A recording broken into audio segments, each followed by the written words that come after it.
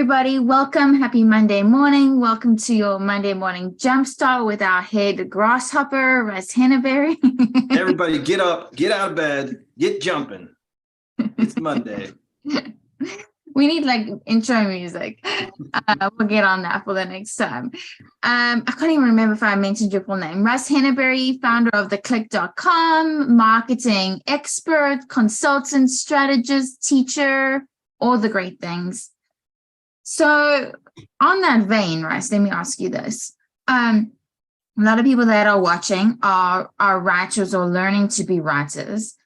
Obviously, they don't need to be consultants right now, but I want to be able to have them see like down the road and what path can lay ahead if that is something that they choose to be. If we can be very frank, a consultant makes more than just a writer, correct? Yeah, so I would actually just maybe structure the statement a little bit different and say a marketer would make more money than a writer typically. So really, when you're a writer, your work, at least in the capacity that you're writing with AWI, you're a business writer. Like you're not writing novels or short stories in fiction and stuff like that. You're writing copy and content that's designed to get business results. So in reality, if you think about your role is not really just a writer, you would be very, very accurate to position yourself as someone who is in marketing, whose weapon is the written word. And that would be a completely accurate statement. You are actually, in reality, a marketer. So, and that doesn't, although we feel it's important that they know marketing, you're saying that they're a marketer because they affect positively business sales, results, leads, all of those pieces, right? Well, right. And if you think about it, if that person was an employee of the businesses that they worked on, right, the client, they would probably 99% of the time, they would be on the marketing team inside that company, right? They would be a writer that would be on that marketing team.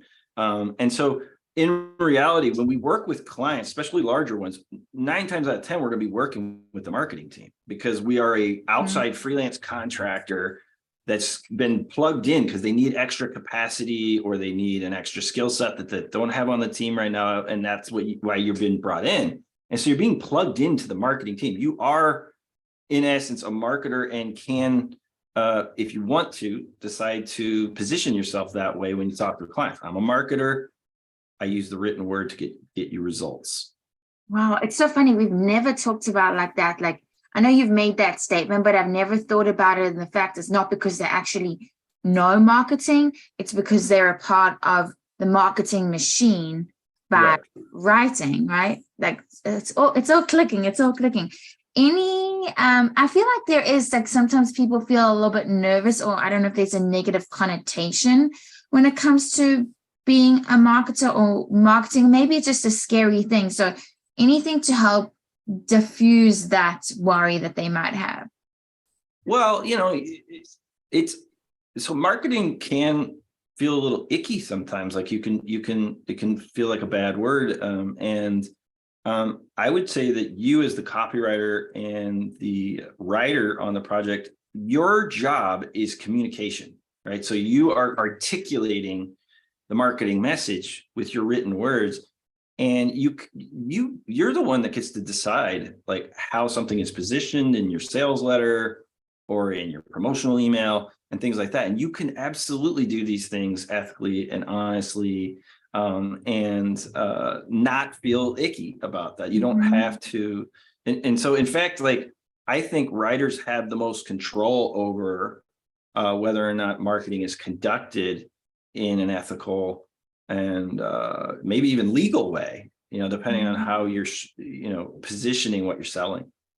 Don't you think it also plays a part, going back to even our first episode, of having control, and the way that it might play into how you feel about it is also that you have the freedom to choose the niche / company that you work for. And I know, because knowing you almost personally, I know that you feel like you don't work with companies that you don't feel passionate about, right? That you don't believe in what they sell and want to sell their thing more than that, right? Or like, no, that's absolutely right. And it'll happen to you if you stay in this business long enough. You will be working for somebody and you won't like what you're selling. I've done it before. It doesn't feel good. It feels much better to be working on selling products and services and causes and all the things we do and ideas that you believe in. Yeah, it's funny. I think of I know we're both fans of Seth Godin. I think of him at number one. He said, "You have one bad client, you'll have 5 bad clients." And also said, like, if you know how to do this thing, it should be like your community service to do this pro bono as well as doing it for clients, right? So that you can also have that feeling of uplifting positivity, giving back, while also you're making the money and you're creating awareness for a company that you're working for.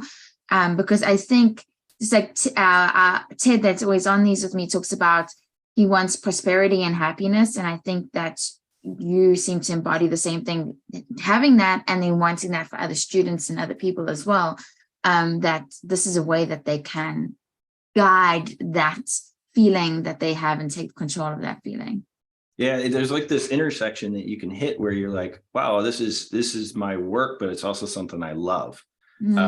And not everything, I'm a realist about this. Like sometimes you take projects because, you're not so passionate about it, but I would say stay away from projects where you're looking at something, you're like, I don't even really believe in what they're doing. I don't think you're going to be doing good work for that client anyway.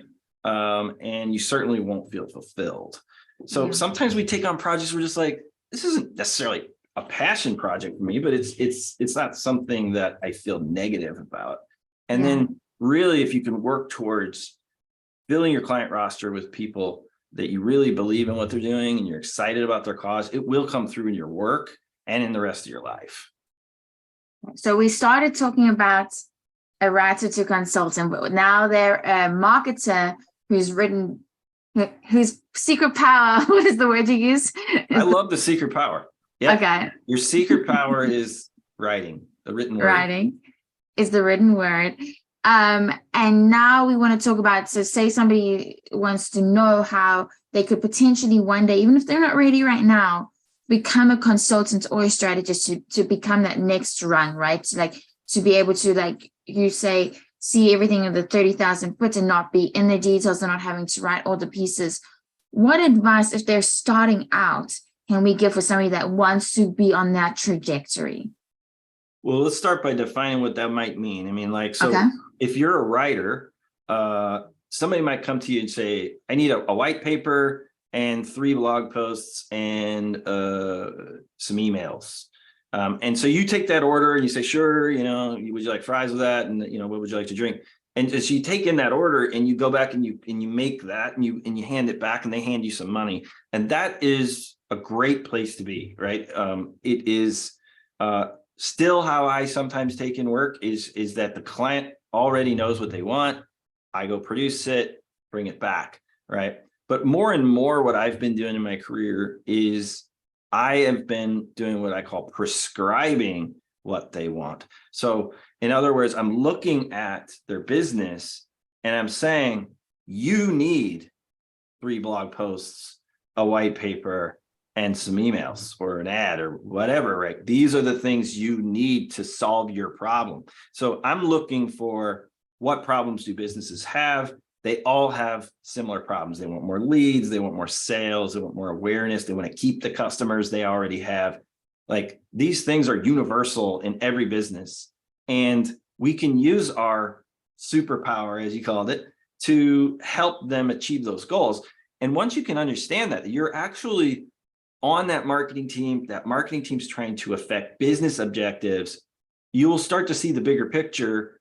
And then you can start to move towards becoming a prescriber, right? Where you're saying, you need this, you need that, you need this. And you're almost, this is what you were saying in an earlier video where you said that I can kind of turn up and down how much I'm working on.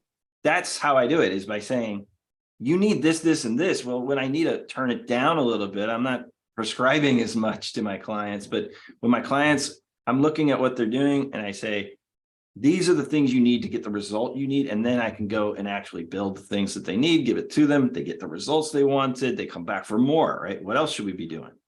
That's when you start moving from to doing the actual written work, to applying strategy, and vision to, so that they can get the results.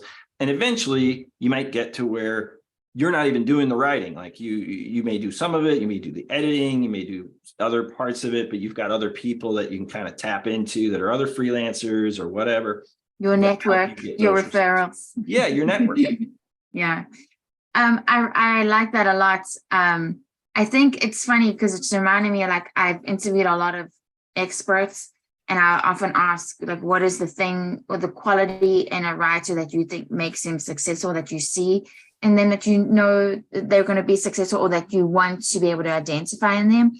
And most times, almost everybody has said curiosity, right? So I think that if you are in that writing stage and like you're saying, in order to take a stage, and if you're curious about the company, the marketing process, where what you do fits into things, how it affects things, what comes before, what comes after, what happens to this. And I feel like you can probably comment on this better than I. A company will be very open to hearing somebody's questions about that, and feel great that somebody is curious about their company and what they're doing. And I feel like it also forms a more solid relationship with that client. And then you can potentially move on to become the strategist for. Yeah, and I've been in a lot of rooms, a lot of meetings, a lot of things with junior level folks that might be on the order taker side, right? And so they're making less money, but maybe, and they're perfectly happy doing it too, but they listen, right? And there's some of them that really listen and pay attention to everything that's being said. Why is that being said? Why do I need to be building this blog post? What is the reasoning behind it? And being curious, absolutely. Like, as you browse around the internet and you land on a white paper, why does it exist? What is its business purpose? When you do put your name and email in there, what happens? What emails come?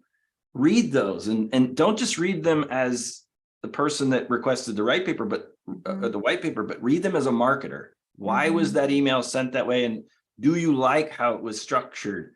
Would you be able to create something similar? And you will start to see that there are best practices out there, that there are things you can learn just by, working with clients and realizing you're part of a larger ecosystem that's trying to, achieve business objectives, that your blog post has purpose, your white paper has purpose.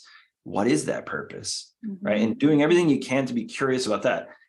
You may not be, maybe you find, like, I actually just like doing the writing. That's perfectly 100% fine. But if you find yourself intrigued by this conversation that Jade and I are having right now, like, why do we create blog posts? Why is that white paper? What would come to me email wise? And what's the next page in the campaign? So that you start to get to this word campaign, where you realize my writing is part of a larger campaign designed to grow a business.